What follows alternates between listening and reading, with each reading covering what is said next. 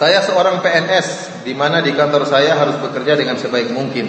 Dan apa yang diperintahkan oleh pimpinan saya berusaha kerjakan dengan sebaik mungkin untuk menunjukkan kinerja saya, sehingga pimpinan dapat menilai saya untuk dapat dipromosikan, sehingga bisa naik gaji maksudnya. Apakah ini termasuk ria? Ini bukan ria ya. Perkara dunia, ria tidak apa-apa jadi masalah. Ria dalam perkara amalan soleh. Antum bekerja keras supaya cari muka di hadapan supaya naik gaji, terserah antum, nggak jadi masalah. Karena ini berkaitan dengan perkara apa? Dunia. Yang tidak boleh adalah amalan soleh antum kerjakan karena ria.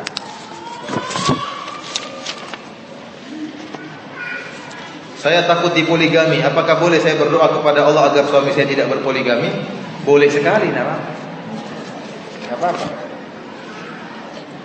Ya Allah, saya tidak kuat untuk dipoligami, ya Allah. Jadikanlah suami saya muwahhid, seorang ahli tauhid, istri cuma satu, ya Allah. Tidak jadi masalah.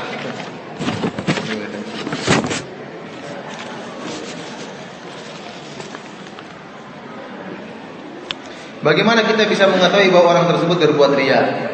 Kita dilarang untuk menghukumi seorang bahwasanya dia ria atau tidak, karena ria adalah amalan hati.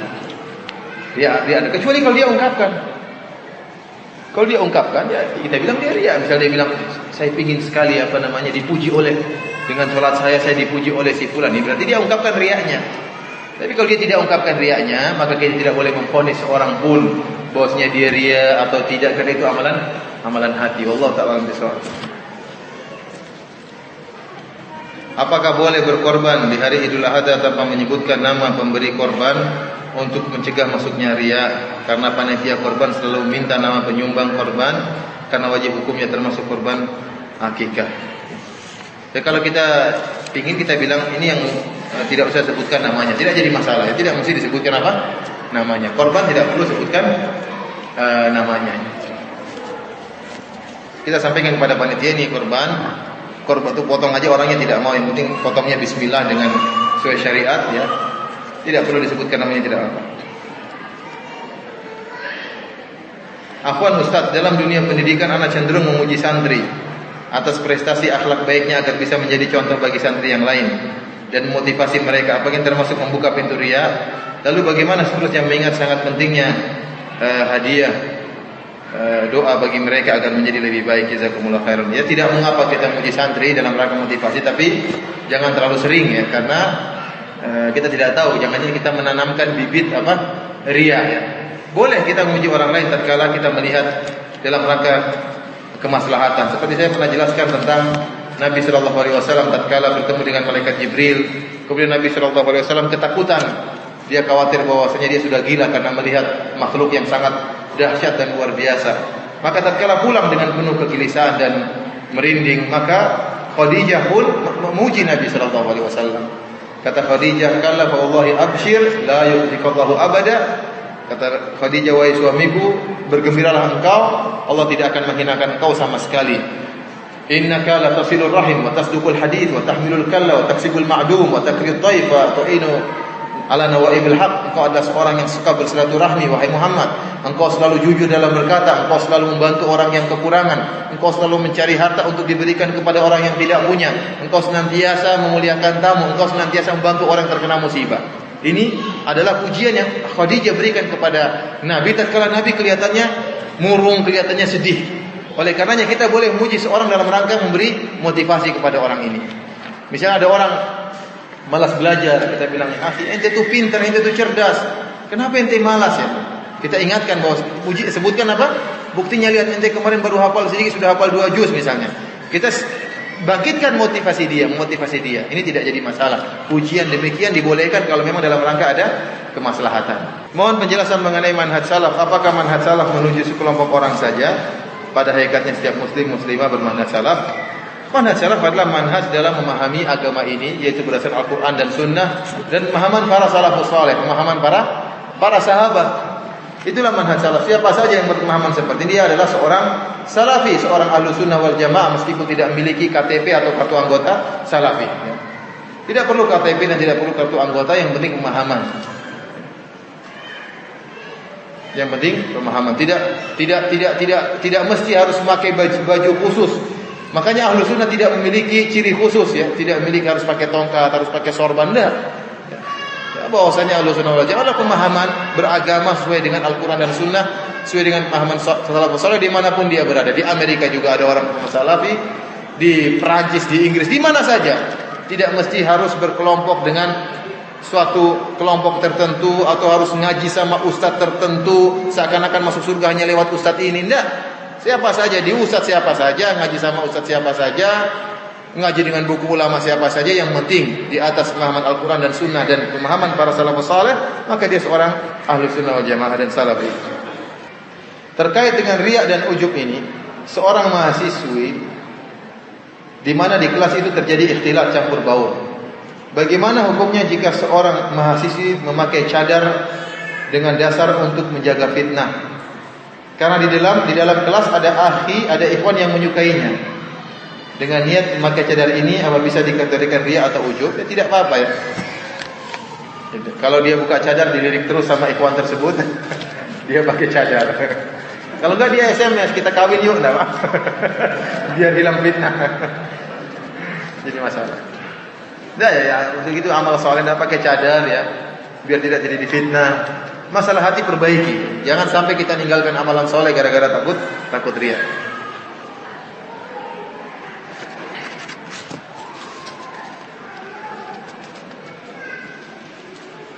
Apakah perbuatan seorang yang buruk pada akhir hidupnya tapi sebelum meninggal dia sempat menyesali perbuatannya bisa dikategorikan akhir hidupnya su'ul khatimah? Seorang yang di akhir hayatnya bertobat kepada Allah Subhanahu wa taala dengan taubatan nasuha, maka itu adalah husnul khatimah.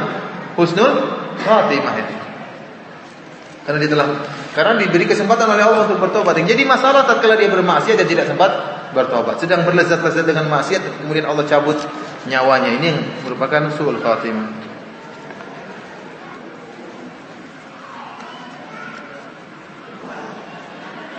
Bolehkah mengadakan syukuran bila akan berangkat ke tanah suci? Ya sebenarnya boleh-boleh saja kita syukuran. Alhamdulillah sudah ada pengumuman. Saya termasuk orang-orang yang diberi kesempatan untuk haji ya. Tapi kita ikhlaskan niat, karena sebagian orang sudah bikin syukuran, tahu-tahu gagal berangkat jadi stres, jadi gila macam-macam. Ini yang kita khawatirkan. Jadi kita tatkala syukuran, kita bersyukur semoga dimudahkan, semoga tidak ada halangan ya. Kita berdoa kepada Allah Subhanahu wa taala, karena kenyataannya sebagian orang sudah bikin acara rame-rame tidak tahu ikhlas atau tidak. Begitu ternyata gagal berangkat, terutama haji-haji yang plus itu ternyata visanya tidak keluar, stres. Sampai ada yang tetap di Jakarta tidak pulang-pulang. Kapan pulang? Setelah musim haji baru dia pulang kampung. Karena malu kalau dia pulang sudah bikin acara, ternyata enggak jadi hajian. Kok kamu udah pulang, orang hajian belum pulang? Dia malu bilang kalau visa tidak keluar. Sampai begitu, sampai tinggal di Jakarta. Sebulan 40 hari sampai orang pada musim haji pulang baru dia ikut pulang karena riya, hajinya karena riya.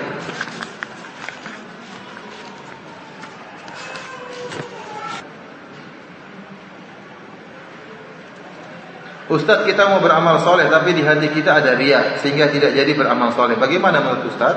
Lawan itu, jangan berhenti dari amal soleh, lawan. Begitu timbul riya itu dari syaitan. Bismillah, saya karena Allah jalan, lanjutkan amalan.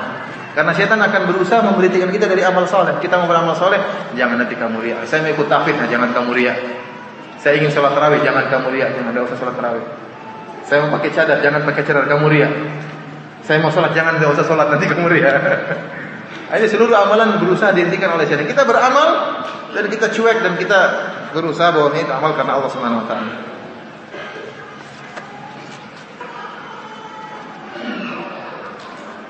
Kalau kita mengharap pujian dari orang termasuk riya. Bagaimana kalau kita yang memuji orang lain? Apakah termasuk riya? Enggak ya. Kalau kita memuji orang lain, kita lihat waktunya kapan kita. Jangan suka kita memuji orang lain.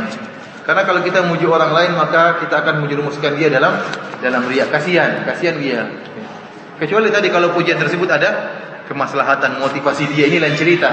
Dia mungkin menyangka amalan dia tidak bermanfaat. Kita bilang, tulisan kamu bagus, dakwah kamu bagus, saya semangat ya. Kalau ada manfaatnya kita puji, tapi kalau nggak ada manfaatnya jangan dipuji, kasihan dia. Sudah ikhlas setengah mati kemudian ternyata saya hebat ya. Akhirnya dia jatuh tersungkur di atas riya. Oleh karena Nabi sallallahu alaihi wasallam berkata, "Idza ra'aituhum ra'aitumul maddahin fahthu ala wujuhihim turab. Jika kalian melihat orang-orang suka muji, maka lempar wajah mereka dengan pasir. Jadi kalau ada orang muji kita bilang tunggu sebentar ya. Mau kemana Pak? Saya mau cari pasir. Buat apa? Buat lempar kamu ya. Biar dia tidak muji lagi.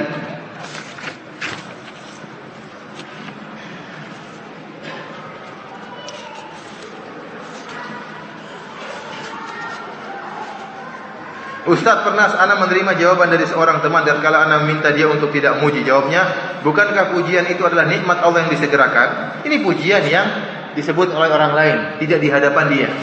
Tidak di hadapan dia, kebetulan dia dengar. Kemudian dia khawatir, kenapa saya dipuji? Adapun orang ini sengaja muji depan kita bilang ini bukan nikmat, jangan-jangan azab yang disegerakan. Buat saya terjerumus dalam apa? Ya, kalau pengen puji jangan puji depan saya, puji di orang lain saja, jangan puji depan saya. Sebenarnya ikhwan, para sahabat sangat takut dengan riya. Sangat takut dengan riya. Sampai Umar bin Khattab sangat takut dengan kemunafikan. Karena kemunafikan itu berbeda antara ikhtilafus sir wal alam, berbeda antara hati dengan yang nampak. Kelihatannya ikhlas ternyata dalam hati apa? Sampai Umar bin Khattab mengatakan kepada Hudzaifah, "Hal samani Rasulullah sallallahu alaihi wasallam minal munafikin?" Apakah saya disebut Nabi termasuk orang munafik? Hanya orang yang takut dengan riya itu orang-orang ikhlas. Ada orang yang pede, saya ikhlas, biar saya ikhlas. Pede ikhlas itu orang yang tidak ikhlas biasanya. Oleh karenanya kalau ada yang puji kita, jangan ya akhi, antum kasihan sama saya, jangan antum dipuji saya. Saya tidak ingin pujian itu, doain saya supaya ikhlas. Kita balik gitu, doain saja supaya kalau kau memang sayang sama saya, doakan supaya saya ikhlas. Siapa yang bisa menjamin hatinya yang hati kita ini begitu cinta dengan pujian, hati kita ini begitu cinta dengan penghormatan, dan setan tahu bagaimana menjerumuskan orang dalam riya, dalam ujub, dalam penyakit-penyakit hati. Ustaz, apakah itu Hin dan Bin yang ada di bumi sebelah sebelum jin? Aduh, anak nggak tahu ini. Apa itu Hin dan Bin yang ada di bumi sebelum jin? Saya nggak tahu apakah Hin dan Bin dan Sin dan Din. Allah alam.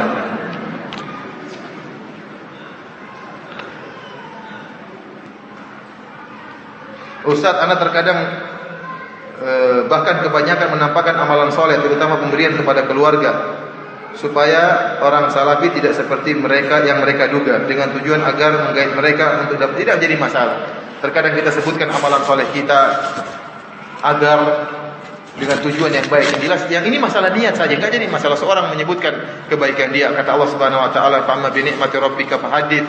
Adapun nikmat Rabbmu maka sebutkanlah. Kalau kita sebutkan dengan motivasi yang baik, dengan ikhlas dan ingin menarik orang lain supaya dapat hidayah, maka ini baik. Tapi yang tahu adalah Allah. Tapi jangan sampai terjerumus dalam riya. Kalau ikhlas ya alhamdulillah.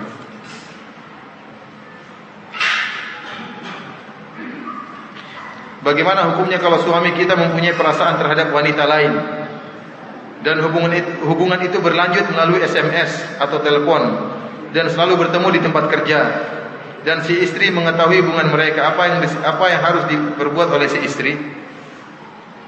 Kira-kira gimana? Mas, kawin lagi aja mas. Itu yang dinanti-nanti sama si mas. Kalau enggak, kita nasihati suamiku, bertakwalah kepada Allah Subhanahu wa taala. Usahakan nasihati suami, apalagi suami paham. Nasihati dengan sebutkan dalil bahwasanya Allah melarang demikian, jagalah pandangan. Allah memerintahkan laki-laki untuk menundukkan pandangan, Allah memerintahkan untuk menundukkan pandangan. Kalau mas memang tidak mau tunduk pandangan, kawin aja mas. Dia nasihati suami. Karena itu kemaksiatan. Bagaimana seorang lelaki menjalin hubungan dengan seorang wanita yang tidak halal baginya, sampai pacaran lewat SMS, lewat telepon, bertemuan di tempat kerja, dia bukan tidak halal bagi dia. Apakah semua amalan yang kita lakukan harus disembunyikan atau tidak perlu diketahui orang lain? Tidak. Ada amalan-amalan yang merupakan syiar Islam harus dinampakkan. Saya sholat berjamaah, sholat id, harus nampak itu. Bagaimana sholat id sembunyi-sembunyi? Nggak bisa, ini partai sesat, kelompok sesat yang sholat id sembunyi-sembunyi. Puasa nampak, kita nampakkan puasa Ramadan, ya. Kita nampakkan kita berpuasa karena syiar. Puasa sunnah enggak, kita berusaha apa? Sembunyi.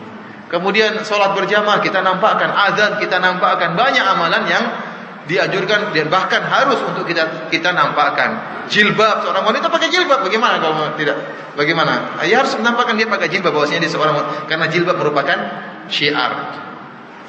Adapun amalan-amalan yang lain dianjurkan untuk disembunyikan. Tidak harus amalan itu disembunyikan, tidak harus. Boleh seorang beramal di hadapan orang, diketahui oleh orang lain. Tetapi in tubdu shadaqati fa ni'mahi, dan kalau kalian wa in tukhfuha wa tu'tuha al-fuqara fa huwa khairul lakum. Jika kalian menampakkan amalan kalian maka itu baik. Tapi jika kalian sembunyikan maka itu lebih baik, ya. Sembunyikan itu lebih baik. Akan tapi jika dinampakkan, apalagi dengan ada tujuan untuk memotivasi yang lain, maka itu lebih baik. Wallahu a'lam bishawab. Apakah ingin tampil cantik agar dipuji orang termasuk riya? Tidak, ini perkara-perkara apa? Perkara dunia. Tapi apakah itu tujuan yang baik? Kita bergaya supaya dikatakan cantik oleh wanita yang lain?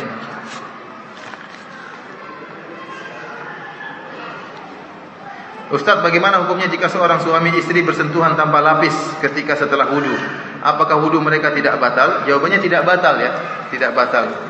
Kecuali kalau mereka berhubungan. Tapi kalau hanya sekedar menyentuh, bahkan di dalam hadis riwayat Abu Dawud, Rasulullah SAW sebelum keluar rumah, Rasulullah SAW mencium istrinya. Mencium apa? Mencium istrinya. Ada hadis juga Rasulullah SAW mencium lidah apa? Istrinya, tapi hadisnya dhaif, ya.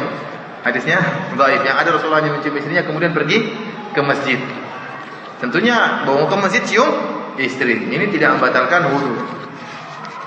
Berbeda dengan mazhab Syafi'i yang mengatakan menyentuh membatalkan wudu. Adapun mazhab jumhur ulama menyentuh seorang wanita jika bukan merupakan jima maka tidak membatalkan wudu. Mohon maaf kepada ikhwan dan akhwat, masih banyak pertanyaan yang bertumpuk, akan tapi waktunya terbatas, maka insyaallah akan dijawab oleh ustaz-ustaz yang lain, ya. Semoga apa yang telah kita dengarkan bisa kita pahami dan bisa kita amalkan. Wabillahi taufiq wal hidayah. Assalamualaikum warahmatullahi wabarakatuh.